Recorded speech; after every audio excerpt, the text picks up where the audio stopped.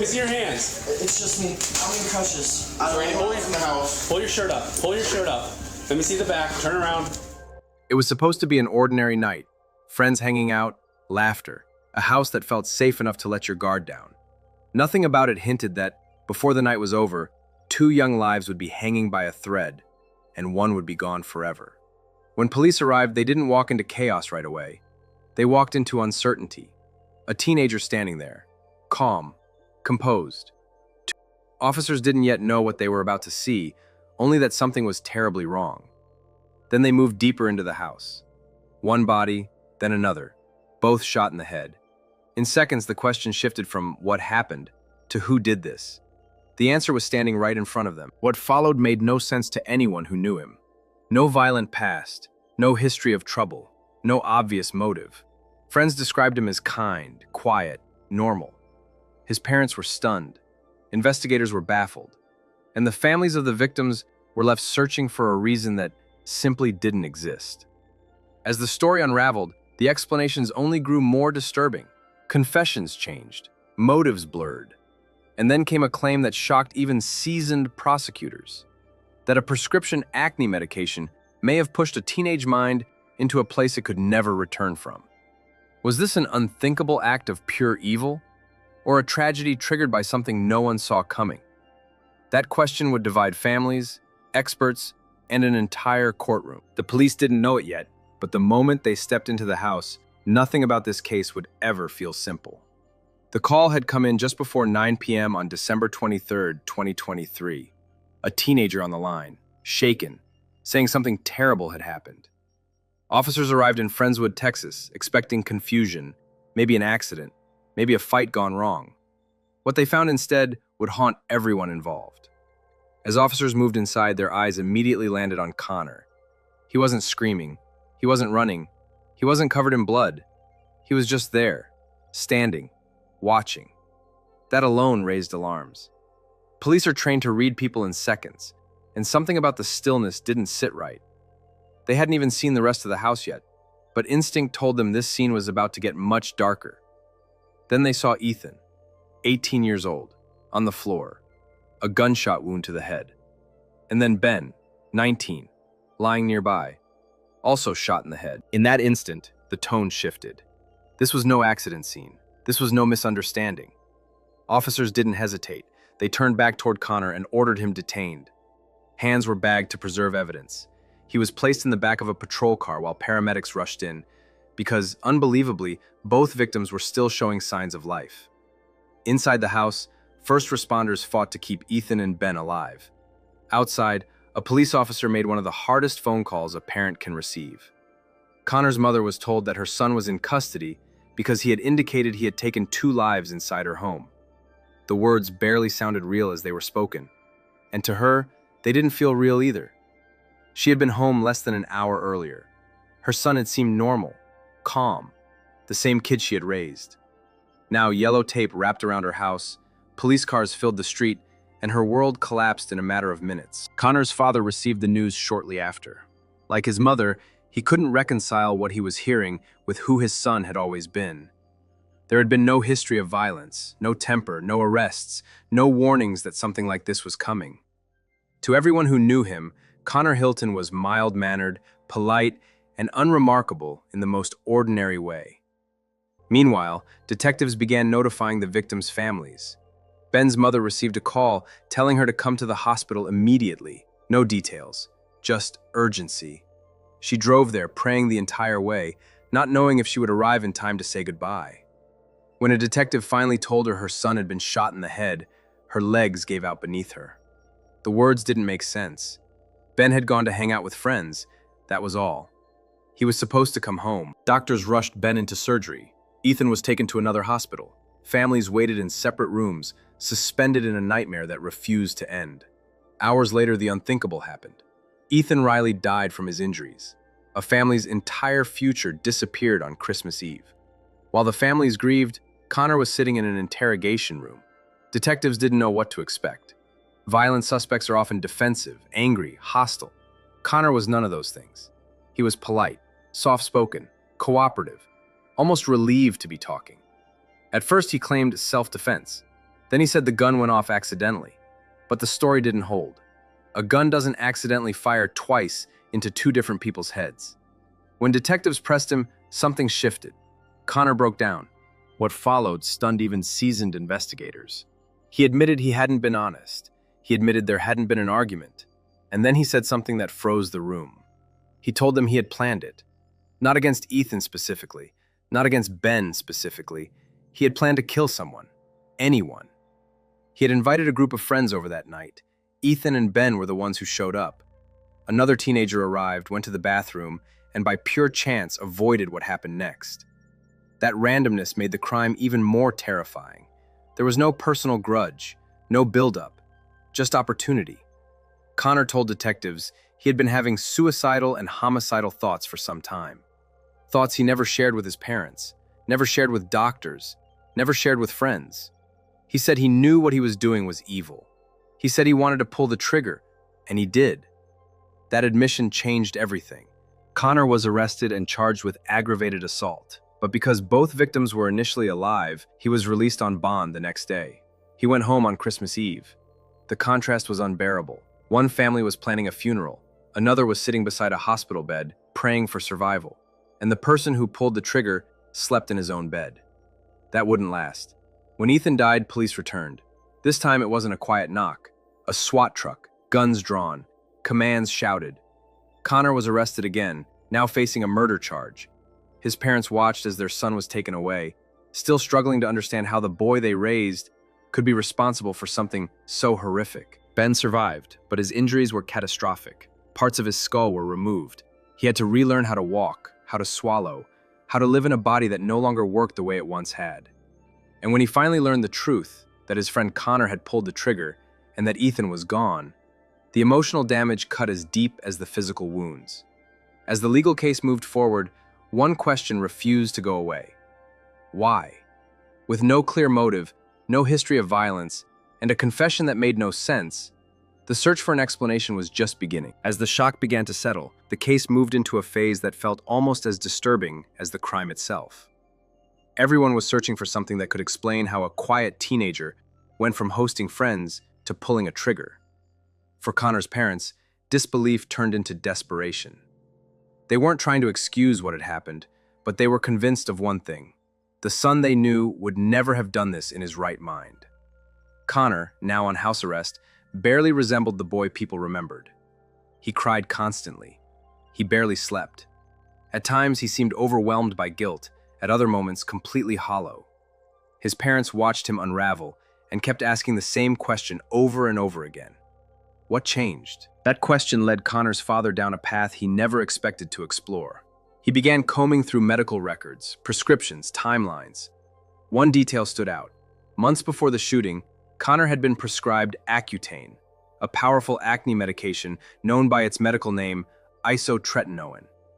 It wasn't a casual prescription. It was a last resort drug, often used when nothing else works. And printed directly on the warning label were words that now felt chilling. Depression, psychosis, suicidal thoughts, aggressive behavior.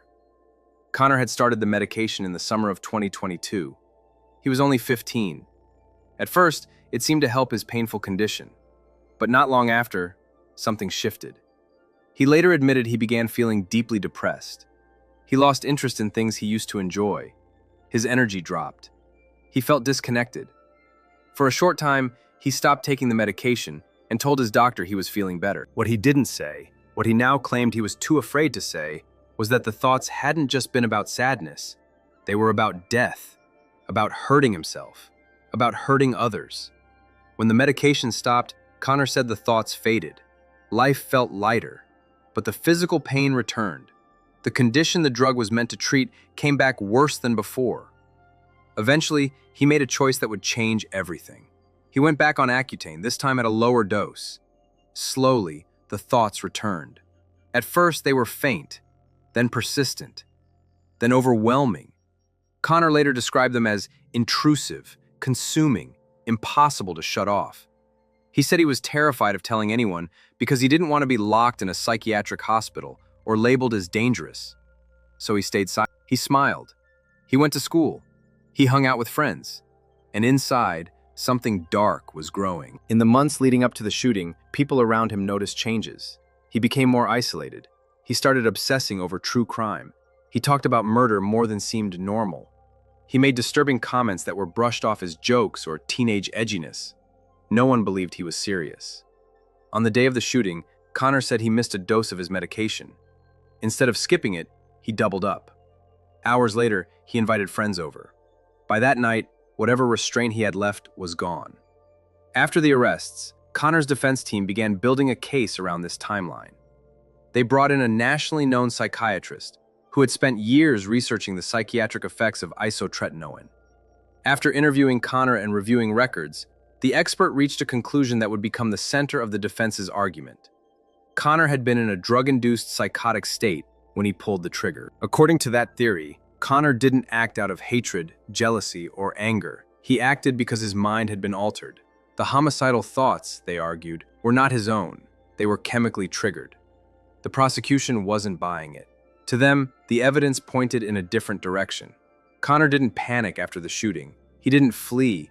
He tried to justify his actions. He lied about self-defense. He admitted planning the act. He knew right from wrong.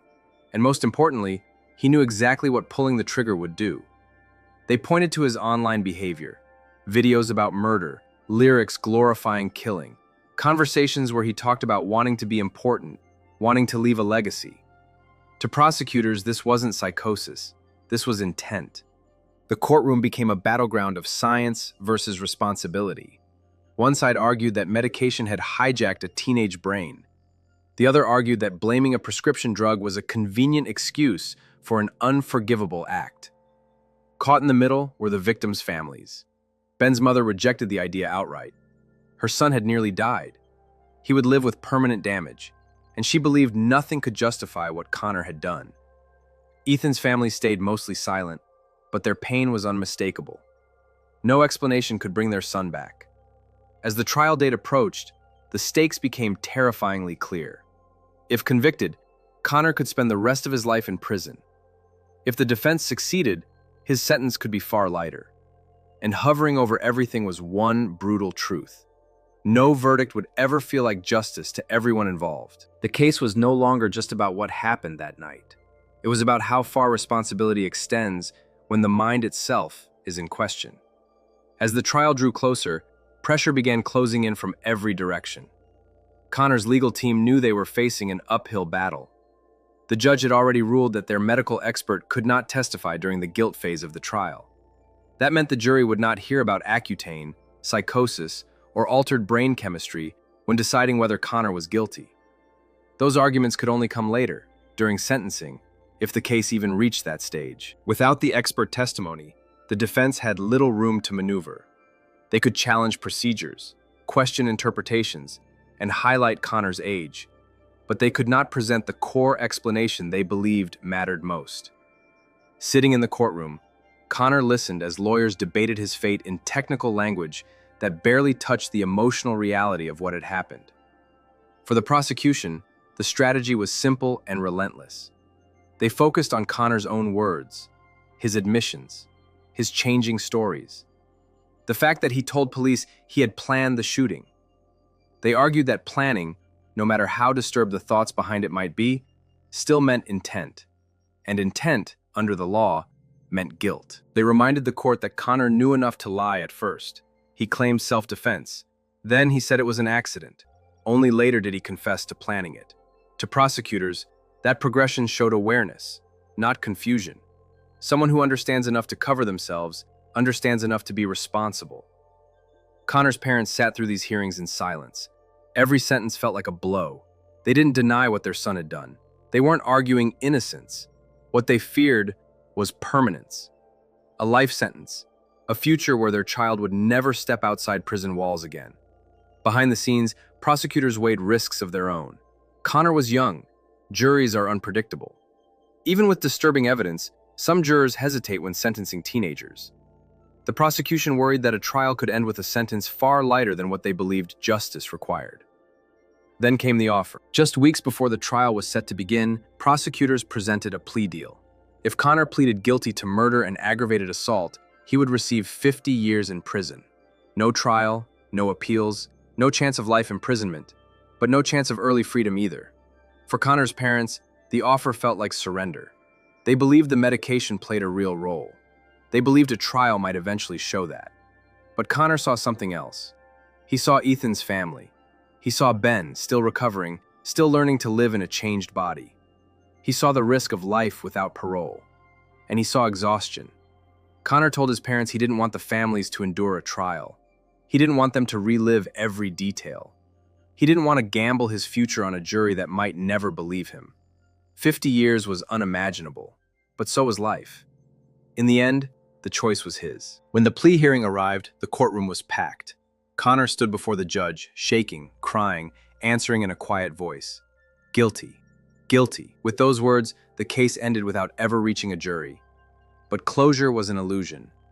Ben delivered a victim impact statement that cut through the room. He told Connor to stop crying. He told him he would never be forgiven. His mother followed, directing her grief and anger not just at Connor, but at the choices that allowed a gun into the home. Her words echoed long after she sat down. Connor's parents listened, broken, absorbing blame they would carry forever. When the hearing ended, Connor was led away in handcuffs. No cameras followed him down the hallway. No dramatic ending, just a door closing. Outside the courtroom, nothing felt resolved. One family had lost a son forever. Another had nearly lost one. And another was beginning a different kind of loss. The slow realization that their child would grow old behind bars. The question that haunted everyone remained unanswered. If the medication hadn't existed, would any of this have happened at all? The courtroom eventually emptied, but the weight of what happened did not. Long after the cameras were gone and the headlines faded, the consequences continued to ripple outward, touching every life connected to that night. Connor Hilton began his sentence knowing there would be no appeals, no second chances, no later arguments about medication or mental state. 50 years is not just a number, it is birthdays missed, parents aging without their child, a future reduced to concrete walls and routine counts. Connor admitted his guilt, but that admission did not bring peace.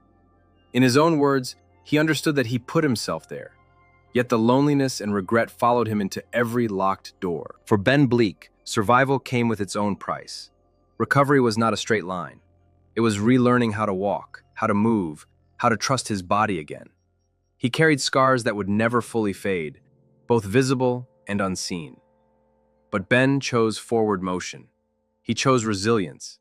Every step, every game, every small victory became an act of defiance against what was taken from him. Ethan Riley's family faced the hardest truth of all. There is no recovery from loss, no rehabilitation that brings someone back, only memories frozen in time, a laugh that will never be heard again, a future erased in seconds. For them, justice was not about years on a sentence.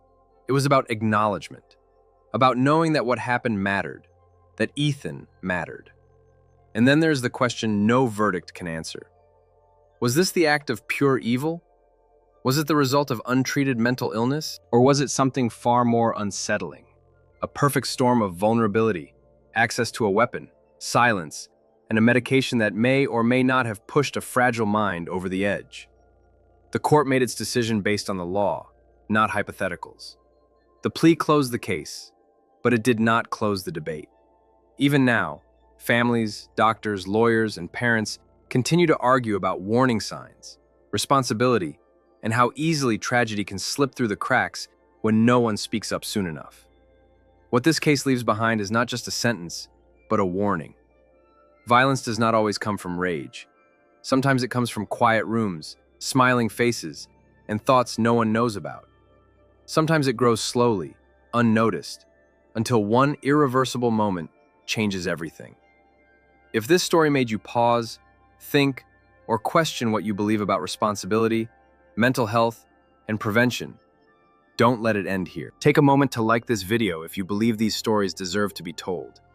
Share it so others can reflect on the warning signs we too often miss. And subscribe to stay with us as we continue uncovering the real stories behind headlines. Not just what happened, but why it matters.